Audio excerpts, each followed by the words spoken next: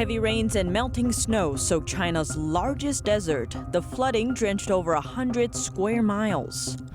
A video showing positive relations between Chinese citizens and the military is raising eyebrows. One item seen in the clip seems to reveal a different narrative than the video supports. A Canadian citizen detained in China on suspicion of rape. He's been identified as a Chinese-born pop singer. And surveys reveal that the worldview on Beijing seems to be changing and not in favor of the communist regime. Now millions have signed a petition aimed at ending China's Communist Party. Welcome to China in Focus. I'm Tiffany Meyer. China's flood season has arrived in the country's largest desert. Heavy rains and melting snow from nearby mountains drenched over 100 square miles. According to Chinese media Caixin, the flood hit the northern edge of the Taklamakan Desert in China's Xinjiang region. It first struck in mid-July. The high water has since receded, but the desert is still largely covered in mud. Amid the damages, energy company Sinopec Group was one of the hardest hit. The state-run company is a subsidiary of China Petrochemical Corporation, the nation's largest oil and gas giant. 30,000 sets of Sinopec equipment were flooded. The high water also destroyed a number of roads in Sinopec's production area. An online hashtag referring to the disaster made it onto the trending topics list on Chinese social media. Chinese internet users expressed their shock at the flooding online. One writes, "How big does a flood have to be to soak the desert?"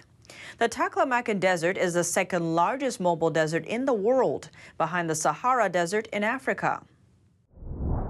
China's flood problem extends far beyond the country's northwestern desert. Nearly 15 million people are suffering because of its central China's Henan province. This updated figure was released during a Monday press conference held by province-level authorities. Starting with Henan's capital city, Zhengzhou, on July 20th, severe floods have sunk much of the province at a growing rate. As of noon on August 2nd, official data shows more than 300 have been killed. That's as flooding destroyed 90,000 houses and soaked over 16 million acres of crops, a quarter of which are unsalvageable. Among them, 10% of this is false crops. Henan is one of China's major sources of agriculture and food production. The direct economic losses are estimated to reach $18 billion. NTD cannot independently verify these numbers. With the Chinese Communist regime known to underreport disaster data, we estimate the actual figure may be far larger. The highest level of China's emergency response protocol is still in effect. A video released by the Chinese Communist Party is drawing suspicion online. It shows a truckload of Chinese soldiers as they prepare to leave a flood zone. That's after completing rescue work there. Residents there reportedly learned about their departure and came to say farewell. The clip also captures several residents tossing gift boxes onto the truck in what looks like a show of gratitude. So far, nothing appears out of the ordinary. It's in line with the Chinese Communist Party's typical depiction of the relationship between the people and the army, full of positivity. But the end of the video reveals something else entirely. At one point, one of the gift boxes accidentally opens, only to reveal that it's empty, with no real gift inside for the troops. This video was shot last week in Henan province. It soon gained attention from social media users. One Twitter post reads, "This should be awarded with the most fake prop award." A virus outbreak that began in China's Jiangsu province continues to spread. It's reached up to 20 cities and 15 provinces across the nation. At least 4 of those cities are completely under lockdown, and the other cities are under partial lockdown, including Beijing and Wuhan. Over the weekend, Beijing's Municipal Center for Disease Control and Prevention said the situation there is serious. They said the city has increasingly more cases of the virus, both local and imported. Beijing authorities further increased virus prevention measures in response. More of Beijing's communities are under lockdown. Authorities are limiting entry to the city from other areas where the pandemic is worse. They're also telling residents to not leave Beijing.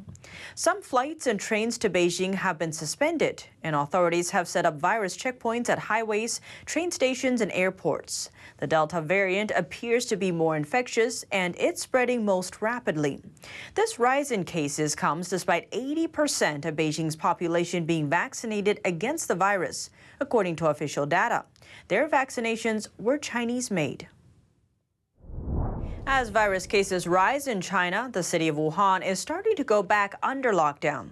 According to Chinese media reports, Wuhan saw 7 new virus cases recently.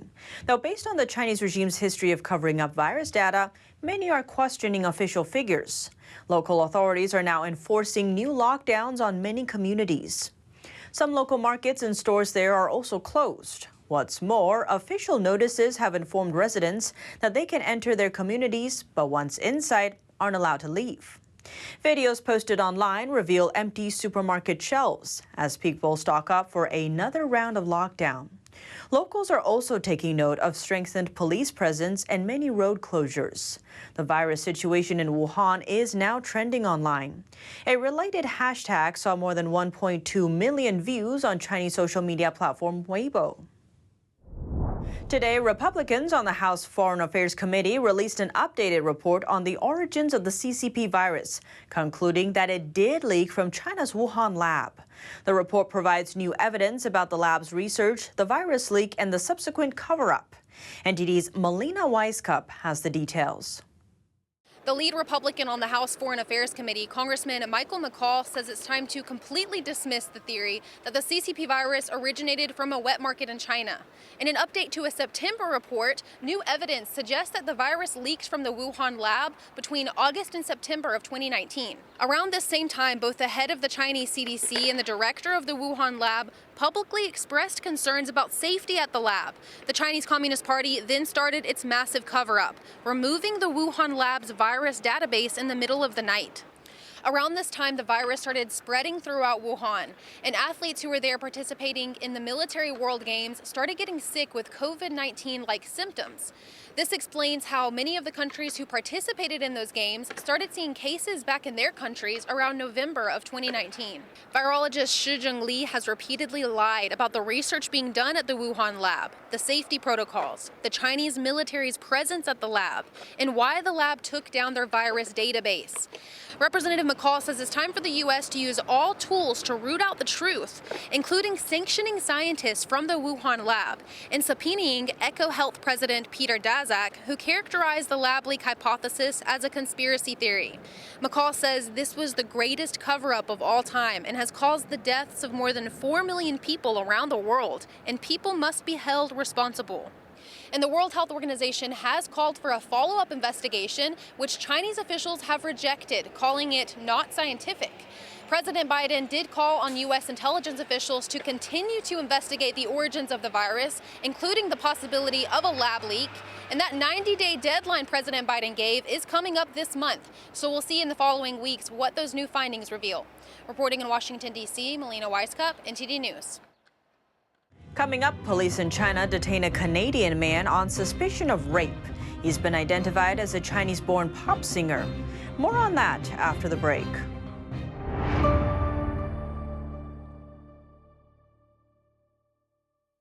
Don't let YouTube decide what information you get. That's your choice. YouTube is deleting our videos and cuts you off from a source of honest reporting. Make sure you don't lose access to NTD's news content, and take a quick moment to subscribe to our newsletter so no matter what happens here, you'll keep your access to a trustworthy news source.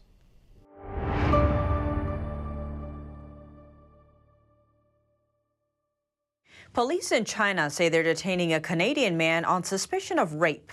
He's been identified as the Chinese-born pop singer Kris Wu. Here's more.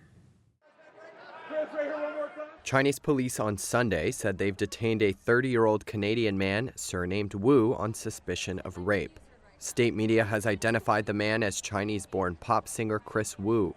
The singer, who was previously a member of the K-pop group EXO, was under investigation over accusations made online of, quote, tricking young girls into having sex with him, according to a statement by Beijing police. An 18-year-old Chinese student publicly accused Wu last month of luring her and other girls, some under the age of 18, to have sex with him. The student told Chinese media she was 17 at the time of the incident and was pressured to drink alcohol and have sex with him. A police statement said the student was invited by Wu's team to his house for a music video casting call. Wu has previously denied the accusation and was not immediately available for comment on Sunday. His studio did not respond to requests for comment, and his law firm did not answer calls. It was not immediately clear if Wu's arrest was linked to the student who made the accusations in July.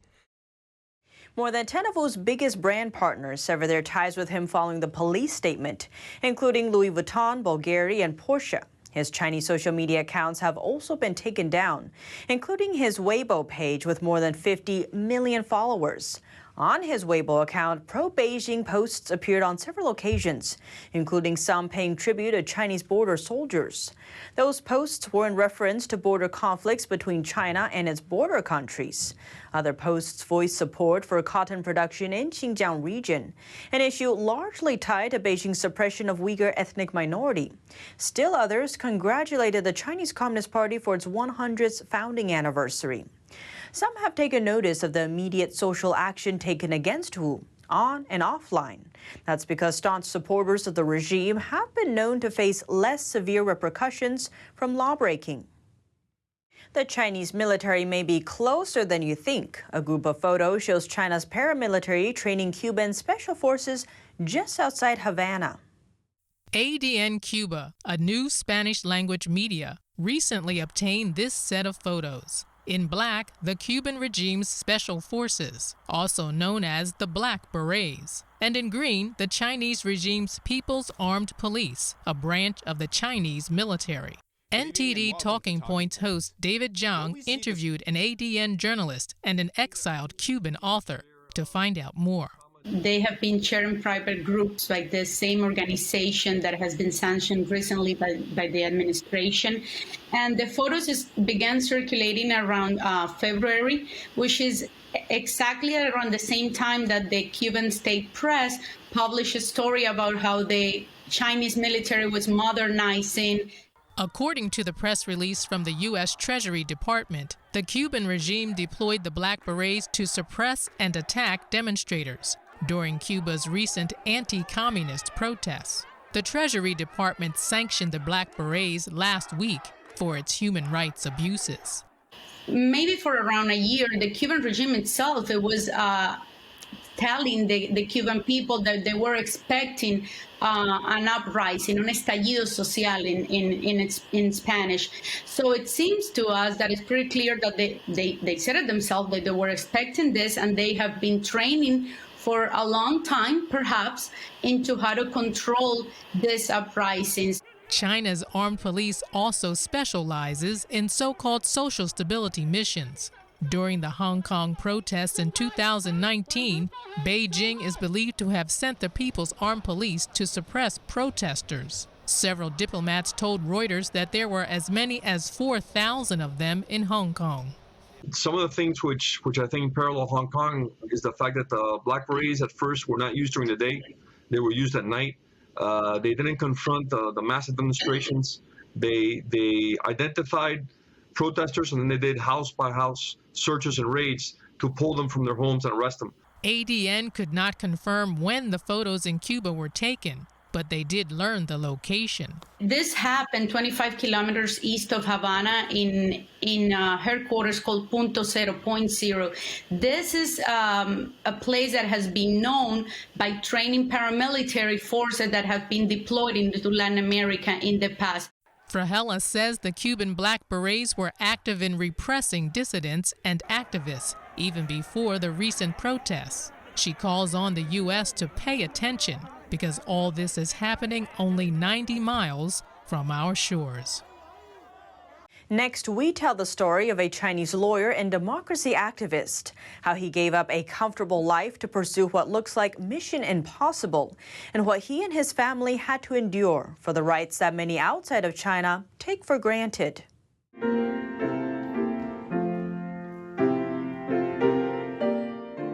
Chinese lawyer Ding Jiaxi never wanted to get involved in politics. He blatantly said so in a 2014 interview that he can't stand this thing cognitively, psychologically, and viscerally, and that politics is totally incompatible with his life. Ding cared more about being a good father to his 2 daughters and a good husband.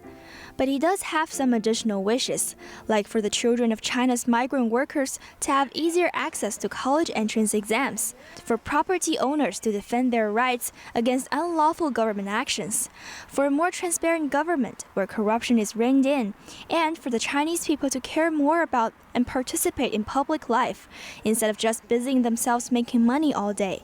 But these wishes proved to be too much for China's communist system. Ding is now one of the most restrictively detained political prisoners in China. The U.S. State Department last month issued a statement demanding his release.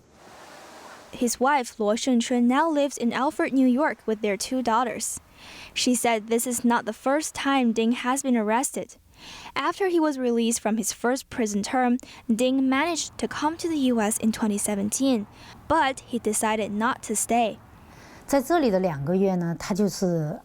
2 months he was here, he was like a housewife, focusing on helping me with housework. My daughter said, those are the 2 months when our windows were the most clean, the room was the most sunny, and life was the most beautiful. He dedicated his time to driving me to work, cooking, washing clothes, and organizing the garden. But we also discussed a lot about whether he should stay or not. He often went for walks with me. He eventually told me he had to go back to China. At that time, all my friends and a journalist who interviewed me came to persuade him not to go back. But he said he had a mission there. He felt that he had not succeeded in that task yet, and he wanted to bring the democracy and freedom of the United States to China. He said, life is too comfortable here. I don't think I will have the will to fight. I will lack the strength to try to change things. So he insisted on going back. I was very upset. Our friends and colleagues even said, why don't you tear up his passport? If he loses his passport, he won't be able to go back. But I couldn't do it. I have always believed in God. I received an atheistic education in China, but after I came to America, I started going to church. I felt that my philosophy on life was particularly consistent with that belief. I always felt that it was God who was in charge of our destiny, not ourselves. I always feel that my destiny is already arranged, so I think if Ding Jiaxi is so anxious to go back, then I should not try to control him. I do not have the right to control his life. My heart was broken to see him go, though I still believe he can come back. But he didn't. The next year, Ding was stopped at Beijing airport when he tried to come to the U.S. for his daughter's graduation ceremony. Chinese authorities say that's because he could, quote, pose a danger to China's national security. And the year after, Luo's worst nightmare became reality. Ding was arrested again in December 2019 for joining a social gathering with like-minded activists in the Chinese city of Xiamen. He faces the charge of inciting subversion of state power and is held under so-called residential surveillance at a designated location. As benign as it sounds, this term is a CCP favorite as a cover for torturing and secretly detaining political dissidents. 7天，整整7天，不让他睡觉，不让他休息。 7 days. For 7 days, he was not allowed to sleep. He was not allowed to rest, and they would play extremely loud noises to him 24/7. What's particularly vicious is that during the Chinese New Year, when all Chinese families reunite, they give him a quarter of a bun each meal for an entire week. And then the next week, they give him only 600 milliliters of water. That's how he spent his New Year. But what I can't stand the most is that they tied him up in a tiger chair and tied him extremely tightly. And after tying him up, they also stuffed a book between him and the rope to make it even tighter, so that his blood doesn't circulate well. Ding told me that 6 months later, his body was swollen and deformed. One of his legs is swollen, his face is also swollen, and it's really terrible. Luo said the CCP tortured Ding to force him to confess to things he has never done. 他们就是要逼他承认。 They're trying to force him to admit that he and his friends' actions are organized and they have motives. But that's just not true.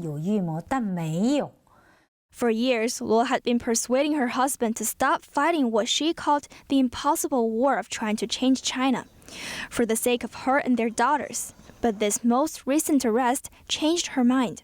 在这个时候，我突然间警醒了。 At this time, I suddenly woke up and felt that my fate, everything I have, my love, my life, was lost once again. For a while, I was able to see a little bit of hope, and then it's gone again. That's when I realized that as long as this totalitarian regime exists, we could not be reunited, we could not be happy, and we could not be free. That's when I felt that I'm obliged to join the fight and appeal for Ding Jiaxi. 义不容辞了。 Despite all the suffering, Ding kept a positive attitude. In prison, he's a prolific writer. All the things he never had a chance to share with them in person, and his love.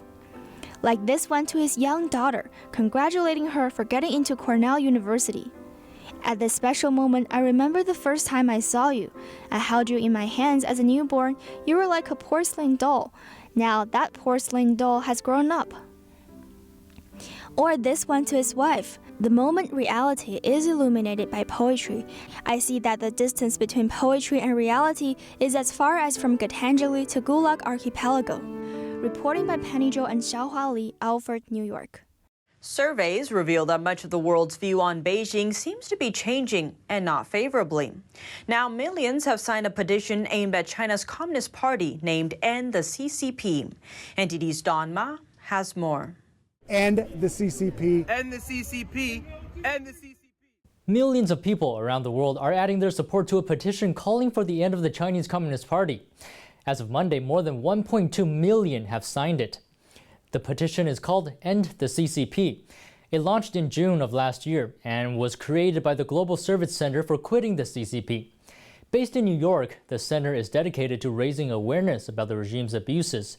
It also offers services to help Chinese people renounce their affiliation to the Communist Party. The majority of signees come from the U.S., and here's what some of them had to say about the Chinese Communist Party.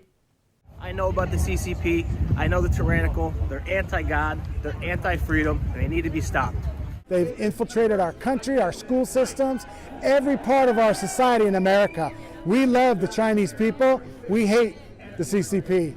Is coming to an end at some point in time because communism throughout the world has failed, socialism has failed. The chairman of the Service Center says the Communist Party isn't only a detriment to China, but also the world. The evil Chinese Communist Party not only harms the Chinese people, it wants to control everyone in the world. It's harmful to the world. People of conscience and righteous people all over the world need to actively reject the CCP. On top of the 1.2 million who signed the petition, nearly 400 million Chinese people have renounced their former ties to the party and its affiliated organizations using a US-based website. This, according to data provided by the Service Center. Don Ma, NTD News. The new Prime Minister of Samoa has confirmed she will cancel a China-backed port project, but she hasn't closed the door to China. This against the backdrop of intensifying regional competition between Beijing and Washington. Jason Albano reports. Under new leadership, the island nation of Samoa is treading more cautiously as China and the U.S. look to secure power in the Pacific waters. On Friday, its newest Prime Minister, Fiame Naomi Mataafa, reversed a promise the old government made to build a new port on China's dime to the tune of $100 million. Mataafa called the project excessive for a nation already heavily indebted to Beijing. She indicated she would only approve investments that had clear benefits for Samoa. There seems to be a renewed interest in the Pacific, which may be a good thing, but not necessarily. We do have a very broad scope of partners for development. China just takes the forefront because of the nature of what's being funded through China. So there's a lot of infrastructure which other donors don't do. There seems to be a big drive now, in terms of ports, airports and seaports. So for us, it's a matter of prioritizing, having a review and then engaging us in where, we could work successfully with each partner. Though this stretch of the Pacific has been largely uncontested since World War II, the country of 200,000 people has found itself exposed to a geopolitical tug-of-war between Washington and its allies and a more assertive Beijing. But China remains Samoa's single largest creditor. Its debts to Beijing, worth $160 million, account for 40% of its external debts. Mataafa, however, has said her government will assess its relationship with China in the same way it evaluates all of its bilateral relations. And that's all for today's China in Focus. But before you go, be sure to check out our special report from last Friday. For years, cyber attacks have been a huge headache for the U.S. and its allies.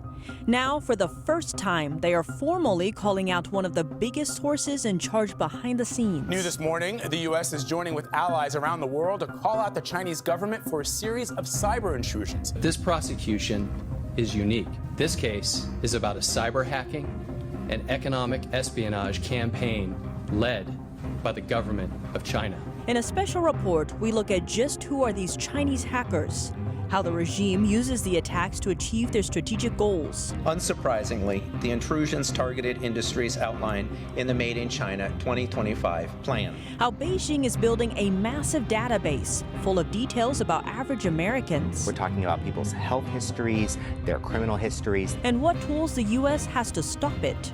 Be sure to check out our report on Epoch TV. Be sure to check it out on Epoch TV. China in Focus is partnering with the platform. That's where you can watch our exclusive content every Friday night. To subscribe, click epochtv.com/China in Focus. Thanks for watching and see you tomorrow.